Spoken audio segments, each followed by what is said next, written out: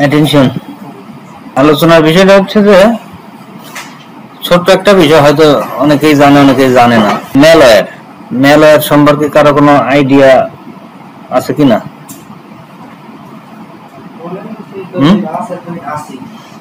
না, কোনো আইডিয়া আছে কিনা? ম্যালওয়্যার কি নতুন শব্দ মনে হচ্ছে নাকি কোনো আইডিয়া আগে থেকে আছে?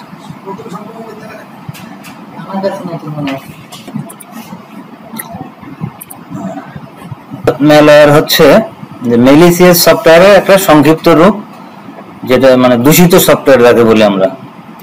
এটা ক্ষতিকর, এটা কম্পিউটারের ভিতরে ঢোকে এবং ডাটা চুরি করে, ধ্বংস করে এবং কখনো ডাটা কন্ট্রোলে নেয়।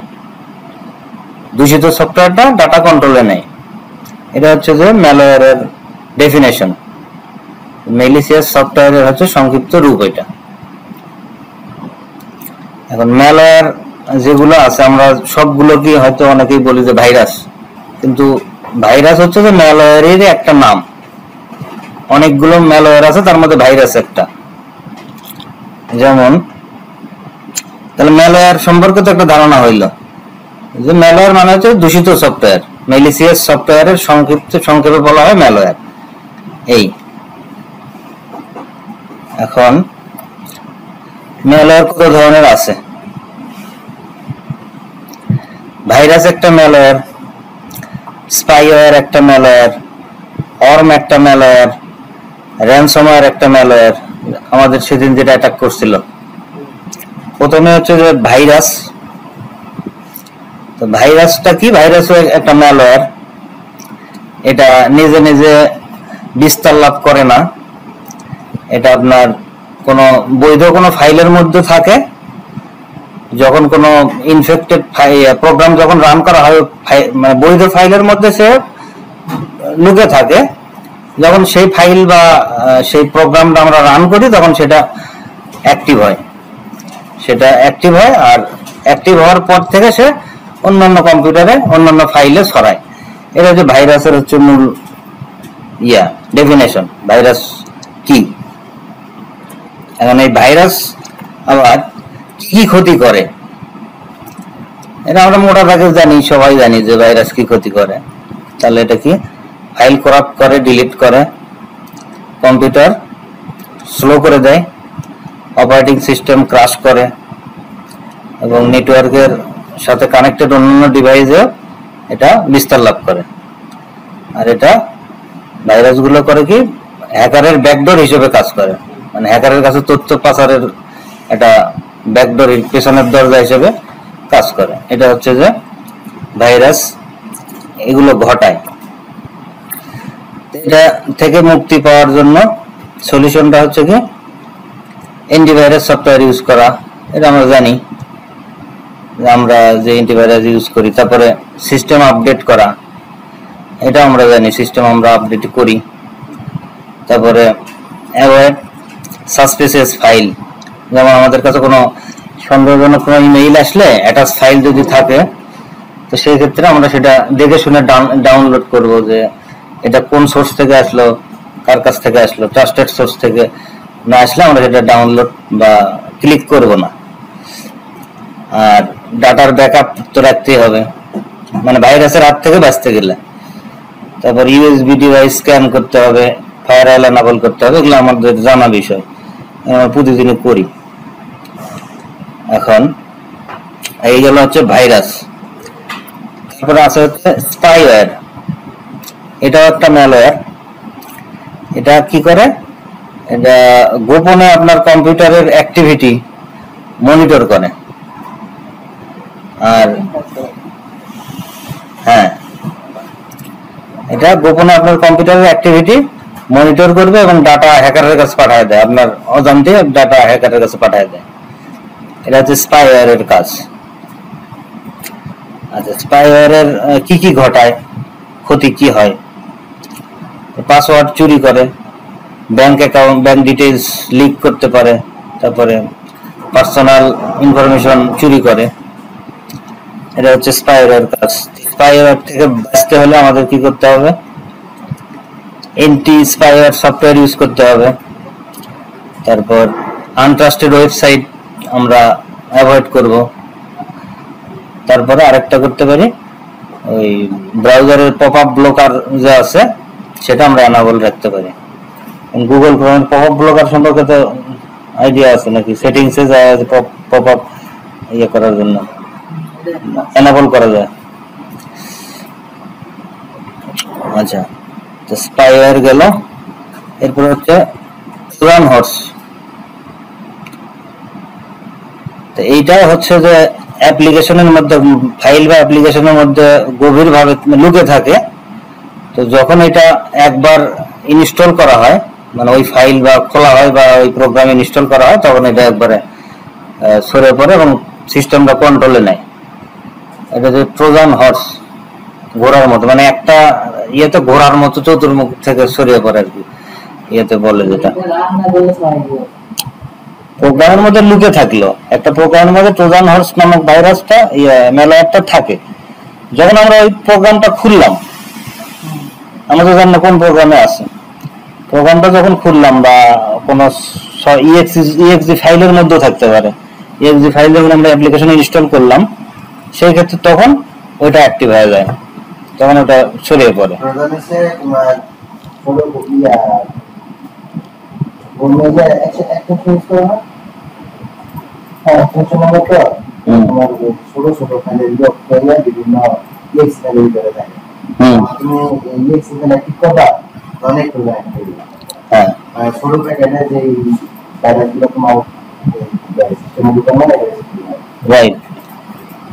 মানে ওই প্রোগ্রামে যখন আমরা অ্যাক্টিভ করবো তখন ওর সাথে ওটা থাকে, তখন ওটা অ্যাক্টিভ হয়ে যাবে, তার আগে হবে না, হাইড অবস্থায় থাকে ততক্ষণ।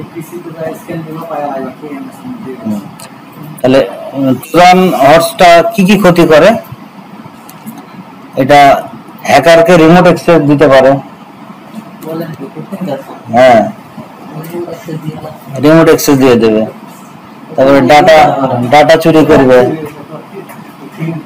তারপরে ডিস্ট্রয় ফাইল, সিস্টেম ফাইলও ডিস্ট্রয় করে দেয় ট্রোজান হর্স। আচ্ছা, এটার থেকে যদি আমরা বাঁচতে চাই তাহলে আমরা কি করব? অফিসিয়াল সোর্স থেকে, ট্রাস্টেড সোর্স থেকে সফটওয়্যার ডাউনলোড করব, ফায়ারওয়াল ইউজ করব, তারপরে অ্যান্টিভাইরাস সফটওয়্যার দিয়ে রেগুলারলি স্ক্যান করব। ট্রোজান হর্স থেকে বাঁচার হচ্ছে উপায়। আচ্ছা, এরপর আরেকটা আছে হচ্ছে অর্ম, যেটার বাংলা অর্থ হচ্ছে কৃমি। এটা হচ্ছে এটাকে বলে সেলফ রেপ্লিকেটেড ম্যালওয়্যার। মানে এটা হচ্ছে অন্যান্য ভাইরাস যেমন যেটা কোনো ফাইলের মধ্যে লুকে থাকে, কোনো ফাইলকে ভর করে থাকে, আর এ হচ্ছে নিজেই একটা ফাইল, মানে সেলফ রেপ্লিকেটেড। এ নিজেই এক কম্পিউটার থেকে আরেক কম্পিউটারে ছড়িয়ে পড়ে, কোনো হোস্ট ফাইলে সাহায্য ছাড়ে, মানে ওই নিজেই একটা ফাইল। এটা হচ্ছে অর্ম সম্পর্কে এটা আমরা জানি যে ও নিজেই একটা ফাইল, ও নিজেই এক কম্পিউটার থেকে আরেক কম্পিউটারে বা এক নেটওয়ার্ক থেকে আরেক নেটওয়ার্কে যায়। এখন এটা কি করে? অর্মটা কি করে? সিস্টেম স্লো ডাউন করে, নেটওয়ার্কের ডাটা করাপ্ট করে, ডাটা ফাইল করাপ্ট করে, তারপরে পুরো নেটওয়ার্কে ছড়ায় পড়ে। এটা হচ্ছে অর্মের, এটা ঘটায়। অর্ম থেকে বাঁচার উপায় হচ্ছে স্ট্রং নেটওয়ার্ক সিকিউরিটি।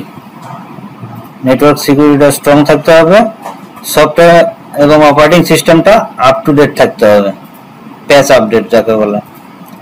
তারপর এক্সটার্নাল ডিভাইস, ইউএসবি টিউএসবি যখন আমরা ইউজ করব তখন এটা স্ক্যান করে ইউজ করতে হবে। আচ্ছা, আরেকটা হচ্ছে অ্যাডওয়্যার। আমরা প্রতিদিনই দেখি, মোবাইলে, কম্পিউটারে, কোনো ইয়েতে ঢুকলেই দেখি না, এটা একটা সফটওয়্যার অ্যাডের মতো আর কি। এটা আপনার পারমিশন ছাড়াই আপনার অনলাইন অ্যাক্টিভিটি, আপনি অনলাইনে কি করতেছেন মোবাইলে বা কম্পিউটারে, অনলাইন অ্যাক্টিভিটিটা সে ট্র্যাক করে, অনলাইন বিহেভিয়ার সে ট্র্যাক করে। এটা হচ্ছে অ্যাডওয়্যার। মানে ওই যে এই যে এরকম মেসেজ আসে না অনেক সময় আসে, এটা হচ্ছে অ্যাডওয়্যার। মানে এটা একটা ম্যালওয়্যার যার নাম হচ্ছে অ্যাডওয়্যার। এটা রেগুলার আমরা দেখি, তিন ধরনের, এরকম এরকম কম্পিউটার এরকম হতে পারে, মোবাইল এরকম হতে পারে। তো গেল অ্যাডওয়্যার। তো অ্যাডওয়্যার থেকে বাঁচতে গেলে আমাদের pop up, show excessive pop up, মানে কি ঘটায় এটা, ওই পপ আপ গুলো কি সে এক্সেসিভ করে, মানে কি বিস্তৃত করে, একটার পর একটা আসতেই থাকে আর কি এরকম।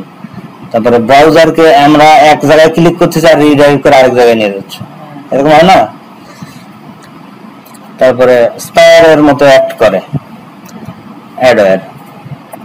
আচ্ছা, এটার থেকে বাঁচতে গেলে আমাদের অ্যাড ব্লকার ইউজ করতে হবে। ফ্রি সফটওয়্যার ইউজ যখন আমরা ইনস্টল করবো তখন অবশ্যই কাস্টম সেটআপ দিয়ে ইউজ করবো, অটোমেটিক ভাবে না করে কাস্টম সেটআপ দিয়ে করবো। তারপরে হচ্ছে ম্যালওয়্যার স্ক্যানার ইউজ করব। আচ্ছা, অ্যাডওয়্যার গেল, এরপর আছে রুট। এটা আরেকটা ম্যালওয়্যার।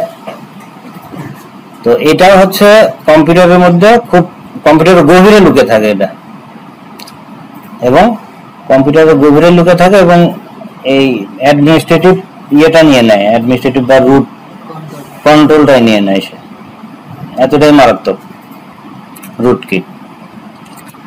আচ্ছা, এটা থেকে আমাদের বাঁচতে গেলে মানে এটা আর কি ঘটায়, এটা আপনার অন্যান্য যে ম্যালওয়্যার আছে সেগুলোকে হাইড করে, যে বুঝতে যায় না যে আর কি ভাইরাস আছে এখানে। তারপরে সিস্টেম কনফিগারেশন চেঞ্জ করে দেয়। তারপরে এটাকে আবার ডিটেক্ট করাও খুব কঠিন হয়ে যায়। আর এখান থেকে বাঁচতে গেলে আমাদের সিকিউর বুট থাকতে হবে, এনেবল ট্রাস্টেড সিকিউর বুট। তারপরে ট্রাস্টেড সফটওয়্যার ইউজ করতে হবে। আর যদি প্রয়োজন হয় তাহলে আমরা ওই কম্পিউটার ফরম্যাট দিয়ে আবার নতুন করে ওএস ইনস্টল করে এর থেকে রেহাই পাওয়া যাবে রুটকিট থেকে। এরপরে আসলে র্যানসমওয়্যার। তো র্যানসমওয়্যারটা কি? র্যানসমওয়্যার সাধারণত ইমেইলে হয়, যে মেইলে কোনো ফাইল আসলো সেটাতে আমরা ক্লিক করলাম, ক্লিক করার সাথে সাথে আমার ফুল সিস্টেমটা লক হয়ে গেল। আমাদের যেটা হয়েছিল, মানে ওইটার আমি পাসওয়ার্ড দিয়ে আর ঢুকতে পারতেছিলাম, কম্পিউটার পুরো লক। তাহলে আমাদের শেয়ার ফোল্ডার থেকে শেয়ার দিয়ে আমরা ওই ফোল্ডার গুলো দেখতে পারতেছিলাম। তো ওইখানে দেখলাম কি, ওইখানে যে এই মেসেজটা দেখলাম, তখন দিতে এটা কপি করে রাখছিল, পাশে ঠিক আছে। অ্যাটাক করার পর এই মেসেজটা দিছে, এখানে কি লিখছে, your file are encrypted, do decrypt, follow this instruction. এখানে ওরা কেমনে কি পেমেন্ট নেবে। র্যানসম মানে হচ্ছে যে মুক্তিপণ।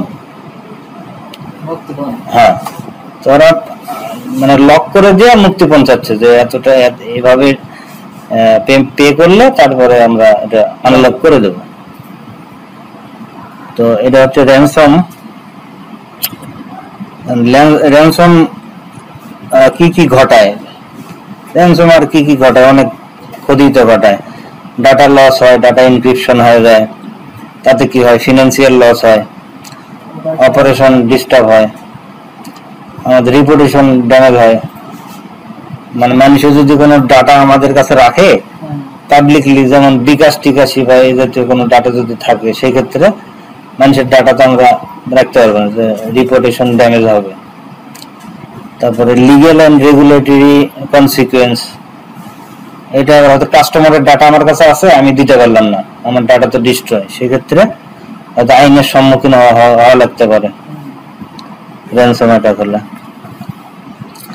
এরপর data breach and privacy violation, data আমার লিক হয়ে গেল আর এটা পাবলিকের হাতে চলে গেল, এরকম হতে পারে না, আমার গোপনীয় ডাটা হ্যাকাররা নিয়ে গেল, তারা এটা যে কোনো কিছু করতে পারে, পাবলিকলি দিতে পারে। তাতে কি হলো, আইটি রিকভারি কস্ট বেড়ে গেল। তারপরে এমপ্লয়ি কাস্টমার ইমপ্যাক্ট, মানে এখানে যারা চাকরি করে তারা সহ আমাদের কাস্টমার যারা আছে সবার উপর একটা ইমপ্যাক্ট পড়ে যায়। তো এই ধরনের হয়। এই র্যানসম থেকে বাঁচার জন্য আমাদের strong antivirus and anti malware software use করতে হবে। Be cautious with email attachment, email attachment সম্পর্কে আমাদের সচেতন থাকতে হবে যে সাসপিসিয়াস কোনো সেন্ডারের কাছ থেকে, সন্দেহজনক কোনো সেন্ডারের কাছ থেকে ইমেইল আসলে আমরা সেটা ক্লিক করব না, সেটা দেখে শুনে তারপরে ক্লিক করব। তারপর আর কি, রেগুলার ব্যাকআপ নিতে হবে ডাটা, সিস্টেম সফটওয়্যার আপডেট রাখতে হবে। তারপরে আরেকটা আছে disable macro in office file. এক্সেলে ম্যাক্রো ইউজ করি না, এই ম্যাক্রো ইউজ করাটাও হচ্ছে বিপজ্জনক, এর মাধ্যমেও র্যানসম সরাইতে পারে। তারপরে ইউজ লিমিটেড ইউজার অ্যাকাউন্ট, বেশি ইউজার অ্যাকাউন্ট করা যাবে না, লিমিটেড করতে হবে। ফায়ারওয়াল ইউজ করতে হবে। তারপরে আর কি নিজে শিখতে হবে এবং অন্যজনকে সচেতন করতে হবে। আর সব শেষে হচ্ছে, যদি আমি বুঝি যে আমার র্যানসম অ্যাটাক হয়েছে, তাহলে অবশ্যই ইমিডিয়েট আমার ডিভাইসকে নেটওয়ার্ক ইন্টারনেট থেকে ডিসকানেক্ট করতে হবে এবং কখনোই এই মুক্তিপণ দেওয়া যাবে না। যেটা চাবে সেটা দেওয়া যাবে না, দিলে কি হবে, তারা আরো ইনকারেজ হবে যে করলে তো পাওয়া যায়, এটা দেব না। তারপর এখন contact your cyber security professional, law enforcement. তো এই ছিল হচ্ছে ম্যালওয়্যার সম্পর্কে একটা ধারণা আর কি।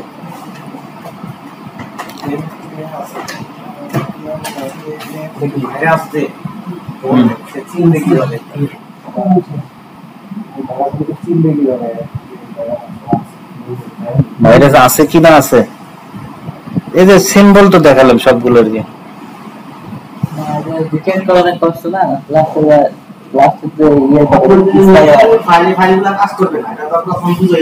হ্যাঁ বোঝাই যাবে। তারপরে যে কি কি ঘটবে, কোন কোন আপনি আইডেন্টিফাই করবেন কি এটা আমার কোন ধরনের ম্যালওয়্যার, এটা কোন ধরনের ম্যালওয়্যার। যেমন আমি র্যানসম বুঝছি কি কারণে, এনক্রিপ্ট করে ফেলছে, চিহ্ন তো ওইটাই প্রথম। হ্যাঁ অন্যগুলি তো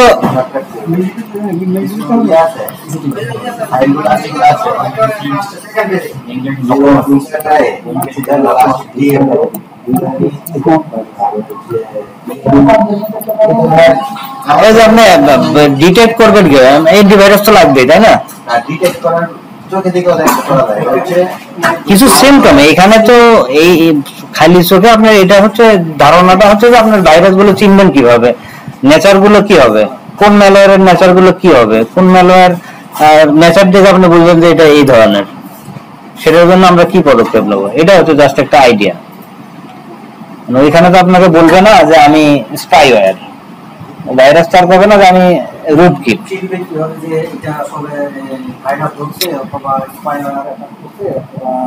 এটা ইয়েতেই দেখাবে, আপনার অ্যান্টিভাইরাস যদি ডিটেক্ট হয় এরকম অ্যান্টিভাইরাসে দেখাবে ডিটেক্টেড ভাইরাস। তারপরে আপনার ক্ষতি কি রকম হয়েছে, কিভাবে হয়েছে, এটা কি কি আচরণ করছে আপনার, সেটা আপনাকে বুঝতে হবে। সেটা মানে এখানে এর বিষয়টা হচ্ছে যে আমরা আমাদের ধারণাতে আমরা যা কিছু আছে সবই কি ভাইরাস বলি।